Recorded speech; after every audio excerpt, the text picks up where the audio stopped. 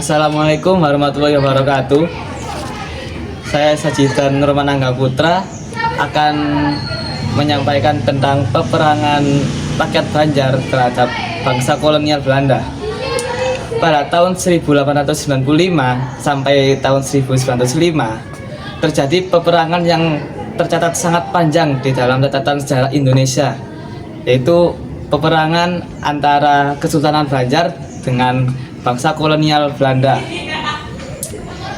Wilayah yang menjadi daerah peperangan tersebut ialah wilayah Kalimantan Selatan dan Kalimantan Tengah.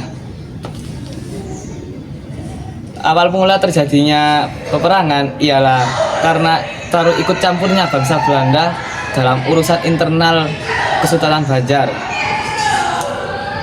Oleh karena itu, rakyat Banjar sedikit agak tidak suka dengan keikut campurnya bangsa Belanda.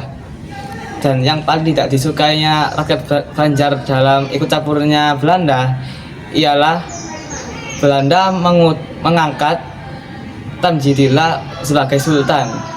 Sedangkan rakyat Banjar dan rakyat istana lebih menilai Pangeran Hidayatullah sebagai yang lebih berhak dalam memegang tahta.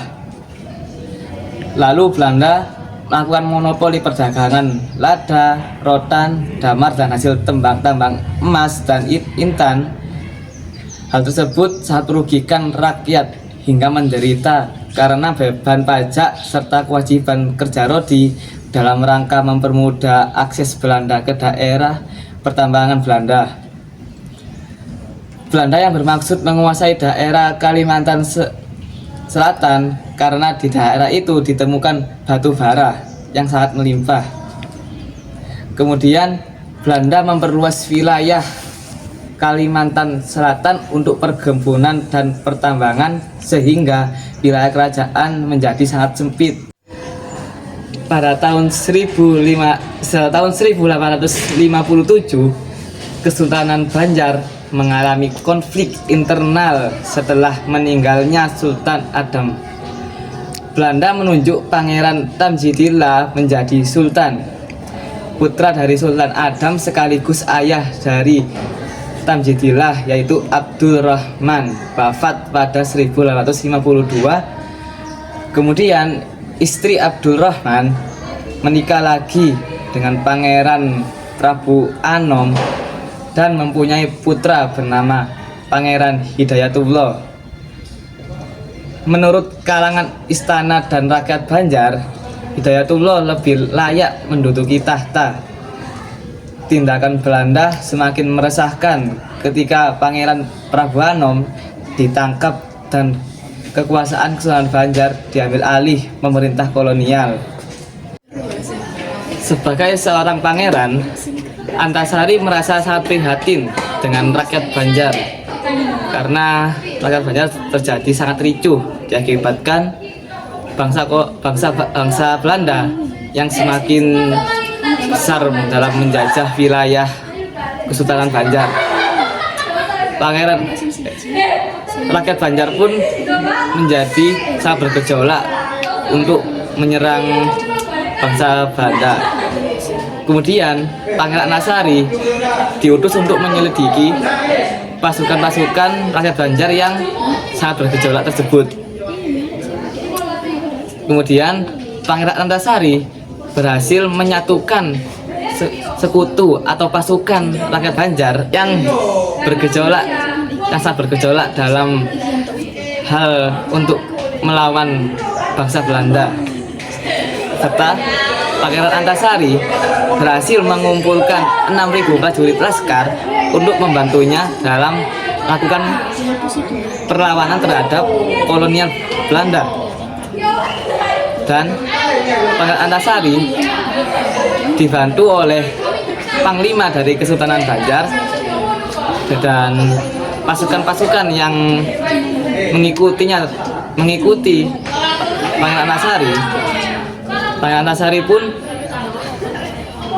berusaha melakukan penyerangan terhadap bangsa Belanda. Pada bulan April, peperangan sangat pecah.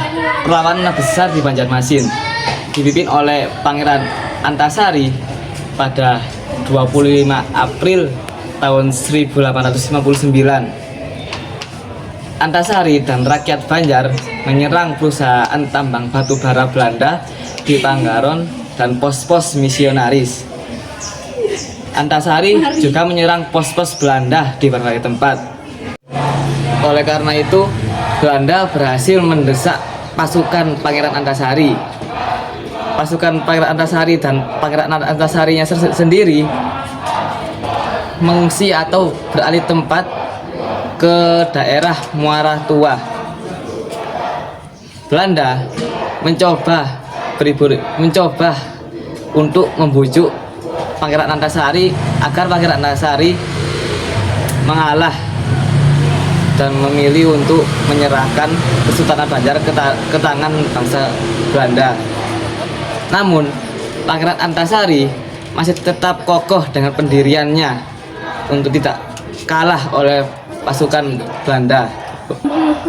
Pertempuran antara Kesultanan Banjar dan koloni Belanda terjadi semakin sangat sengit dikarenakan bangsa Belanda ditompang oleh bala bantuan dari Batavia dan dipersenjatakan oleh senjata modern. Oleh karena itu, Belanda berhasil memukul mundur Pangeran Antasari. Belanda juga melakukan sebuah seperti pemburuan terhadap Pangeran Antasari. Siapapun yang bisa menangkap Pangeran Antasari, seseorang itu akan diberikan suatu imbalan yang sangat besar oleh Belanda. Namun, semakin berjalannya waktu, tidak ada satupun orang yang menangkap Pangeran Antasari, dikarenakan Pangeran Antasari yang sangat berjasa dan sangat kuat dan sangat kukuh untuk memerangi bangsa Belanda. Pangeran Antasari pun dinyatakan wafat dikarenakan sebuah penyakit yang ia derita.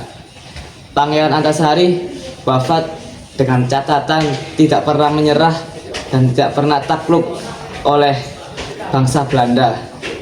Setelah Pangeran Antasari wafat, perlawanan rakyat Banjar terhadap Belanda dilanjutkan oleh para pemimpin lain seperti Gusti Mat Seman, Gusti Acil, Gusti Muhammad Arsad, dan Antung Durrahman. Para pemimpin tersebut tetap melakukan perlawanan dan melakukan serangan kepada Belanda hingga awal abad ke-20. Perlawanan rakyat Banjar terhadap Belanda berakhir setelah semua pemimpin tertangkap atau gugur dalam medan perang. Belanda menyadari bahwa kekuatan perlawanan rakyat bergantung pada pemimpin mereka. Sekian cerita singkat tentang perlawanan Kesultanan Banjar melawan bangsa kolonial Belanda. Itu saja yang bisa saya sampaikan. Mohon maaf jika dalam menjelaskan sejarah Kesultanan Banjar masih belum terlalu lengkap, dan maaf jika ada kesalahan kata. Saya perwakilan storytelling dari kelompok 7 mengatakan wassalamualaikum warahmatullahi wabarakatuh.